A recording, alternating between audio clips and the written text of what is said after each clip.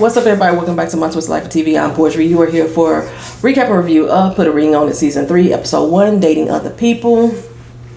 Lord have mercy, y'all. We are only 30 seconds into this season, and the cast is already kicking off drama on social media. Already. Let's get on with the lies, child. Shorty and Kenny, when they talk to each other, they don't even communicate the energies of people who actually even know each other. I don't get that vibe from them. They seem to be presenting themselves in a way to try to make us believe that they are connected, but it does not come off genuine to me. Chef Otis and Charlana, why he look like Davis West from Queen Sugar? And then she calls herself Charlie, which is the fact that he could call her Char. No, her nickname is Charlie. You know what I'm saying? Anywho, these two are clearly acting to me. Davis West, he not very good at it at all. Charlie, you ain't doing too good with your acting either. And if y'all being serious, which I doubt, y'all horrible at that, okay? Shay and Fonzo, they can't even stop laughing. This shit is hilarious to them. Because they know they faking the funk. You know what I'm saying? Shay had to make it clear they have been dating. She paused when she said the word dating and looked at him to make sure he understood. We dating, nigga. We dating. Okay, even though they already married. When this show taped, they were already married. And I'll be wondering, does Dr. Nicole know these couples faking the funk? Yes, I believe she does. Because she's one of the show creators. I think she does. See what I'm saying? She's a master relationship expert. When the fuck you become a master? Girl, bye. Anywho. Fonzo, he said he's very committed to Ashaya. But she said, but your mama don't know me though. When he said her name was Ashaya, I knew who the fuck she was.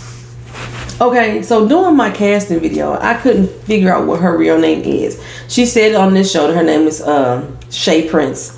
Her name is Ashaya Prince. She's 35 years old. Her birthday is February 3rd, if I'm not mistaken. She used to own Cherish Couture up in Jacksonville, Florida. It's been out of business for about 9 to 10 years now. Or at least she didn't keep up her corporate documents because she changed the company name so many doggone times. She's been Exclusive Chick, INC. She's been a lot of damn things. A lot of business names that got to do with fashion and couture, okay? She was Miss Teen Jacksonville in 2003 and 2004. She also competed as Miss Jacksonville USA in 2013. That's why she looks so familiar to me. I used to love watching beauty pageants and shit like that. She is a beauty pageant winner for 2003 and 2004 in the Teen Vision. And I know she at least competed. I don't think she won, but I think she at least competed in 2013. Her name is Ashaya Prince. That's her name. She goes by Shay. And I did check again to make sure Fonzo does still live in Miami. He does not live in Atlanta. Y'all notice in the opening screen cut, they coming out this gated property. That ain't his house. Okay, if you notice the house that they showed on the show, ain't the house that they had in the opening screenshot. You know. Anywho, I think Shay and Fonzo's story is the one I'm going to have the most trouble with because by me doing that deep research, it's just so unfucking believable. The only thing I could think is that maybe they're bringing up issues that they had before they got married, because again, they are already married. And I was like, if he don't get his ass off my screen with that too tight shirt on, he had to pull out the Versace shirt that don't fit to show that he got money, you know, because she got her Louboutins and you always see her red bottoms. You know what I'm saying? They flossing like a motherfucker on here, right? I was like, he done went up to Atlanta, bought that damn shirt from Rick Rose. Y'all know Rick done lost weight. So now his shirt a little bit snug, a little bit tight. You know, he had it unbuttoned all the way down here to the chest so he could try to floss his big chain and everything like that. But right here around the belly section, if y'all noticed that, he had it unbuttoned. Well, he wasn't unbuttoned, that bitch wouldn't close. That's what that shit was. Okay.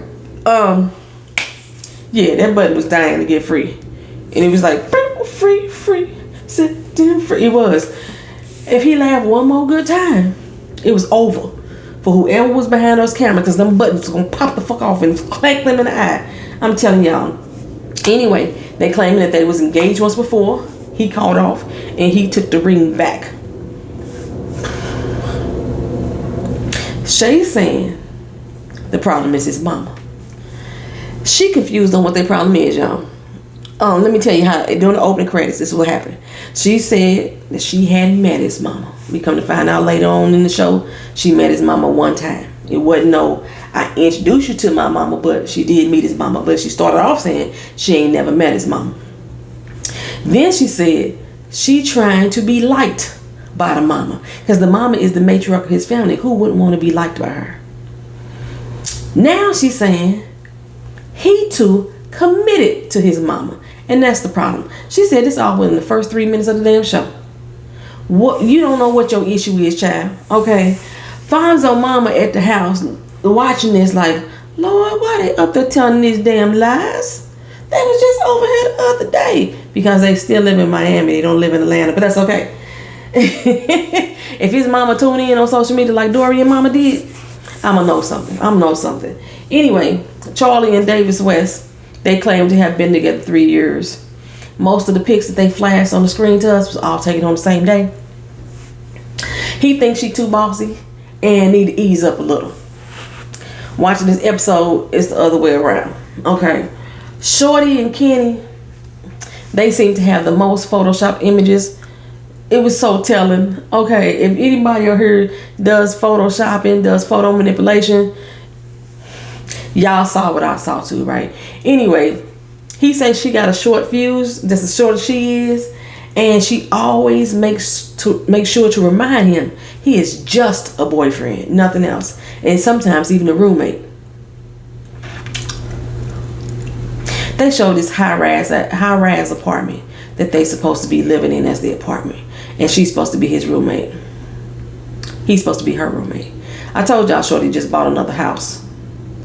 She had just bought a house last year. And she just bought another one recently. She ain't living in no fucking high-rise apartment. And up until recently, her son was still living there. I think her son still live with her now. If I'm not mistaken.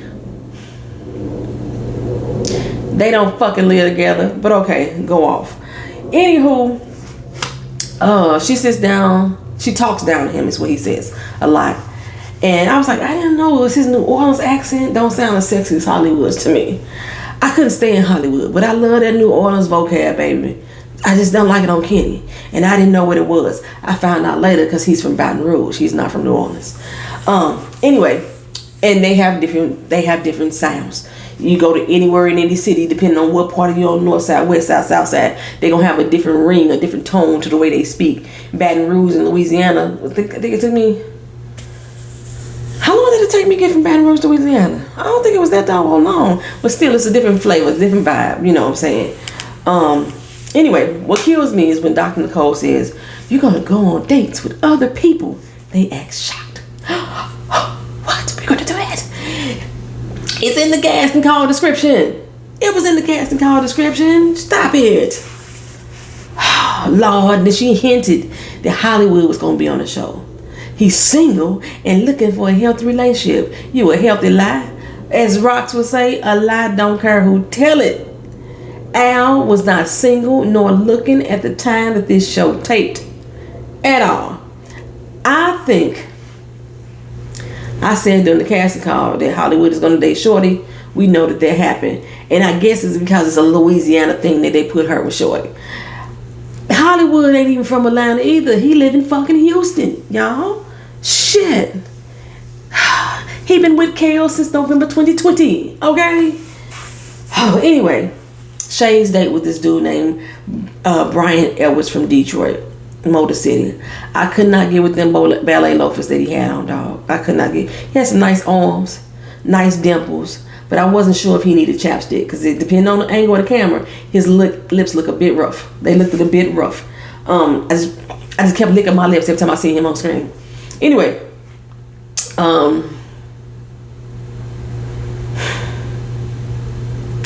I'm talking about Shorty's house. No good goddamn well. She don't live in no damn high-rise apartment. And then they show a very recognizable building, right? And then show the apartment number 1113. They would not do that if the people actually let her stop it. They would never show their actual apartment number. Anyway, Hollywood show up. I told y'all he was the one that was going to date Shorty. I was right about that. With his high-rise ass pants on, his sweaty ass feet, and some goddamn loafers too. Being Kenny and him are both from Louisiana, I was like, maybe they know each other, maybe not. I know they both trying to be actors and models, Kenny ain't worried about Hollywood because he a fan of him. Oh man, I'm such a fan, dog. You know what I'm saying? Of course I'm such a fan. And plus they got their, Louisiana connection. To me, this whole date was for the viewers to like Hollywood again. I think I told y'all, if y'all didn't see my casting special, Hollywood is petitioning on for his own show between him and his girlfriend Kels. Like I said, I know they just recently got engaged, and he's been pitching the idea to Will Packer for a minute to get his own show. I think this was he was only brought on here to clean up his image, because all that bullshit that went down between him and Ashley at the end of last season, that was really, I think, scripted as well, even off screen. Because all that shit that went down between him and Ashley, he needed to clean up his image in order for him to seal a deal with Will Packer or OWN Network in order to get his own show. I think we're going to be seeing Hollywood on a reality show soon. I really do. Because people were so happy. Oh my God, Hollywood. Oh my God, Hollywood. Whatever. Anywho, he needed a do-over. They gave it to him. I did not see there was any connection between him and Shorty at all. Shay and Detroit City, I didn't get a connection with them either. In both cases, both of the men jumped to sexual innuendos. Y'all let me know. Is this a thing? If you are vibing with, or you trying to connect with the woman, you have a conversation with the woman, and you ain't really feeling the conversation go anywhere, do y'all switch to sex to try to make it seem more intriguing? And then the ladies are like, that's so cute. No, it's not. She was trying to express to Detroit City that she has issues with Fonzo's family, because he has a big family, he has a close bond with them. They go out for have Sunday dinners and everything. His father's a preacher, yada yada this, yada that. And she was like, I want that with Fonzo's family, I really do. But she really can't specify what her qualms really are, because there is none at this point. Charlie goes on a date with Meta. Davis West tried to be intimidating to Meta. You remember how Davis West did? Who was the dude that Charlie was dating on Queen Sugar? The big cowboy hat. And he ended up dating Nova later.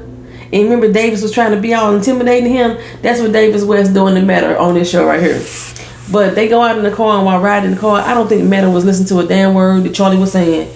He was like, yeah, right. And she hadn't even said a complete thought yet. Nothing. She was like, I got in the car. He's like, yeah. And I put him on seatbelt, and you're right, sure enough. And then I clicked it. For real. That's exactly how the conversation was going.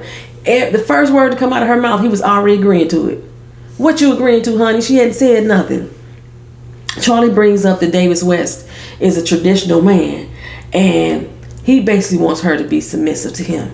She don't like that. Now again, in the beginning, then Davis says that she was too bossy, remember? And he wanted her to calm down. But now he's the one that's, too traditional. Meta says that he was raised in a traditional family, but he sees his woman as his equal or his better half. Back to Shorty. Shorty at home now. And Ken whipped up some vittles. I'm gonna say that shit looked good. I think he said he was making her shrimp and grits earlier, you know what I'm saying? That shit looked good.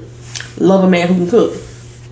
Well, while she was gone throughout the day, they kept showing him drinking a drink. I don't know if it was the same drink over and over again, but he was drinking a drink. He started off with his brown liquor, ended up with a beer. Okay. What it looked like to me was like Shorty was the only one who didn't get food on her date. Because Shay and Detroit Motor City, they sat down and they had food, they broke bread. And Meta had a whole picnic basket. But when Shorty got home, she was acting like she was still hungry. Anyway, Shorty wants to bring Kenny's confidence down some. Rattle his cage just a little bit. She say he's so confident and he ain't worried about Hollywood, and she don't understand why he feel that way. You know what I'm saying? So Hollywood had bought her a little necklace on a little ghost date. Feel alone. I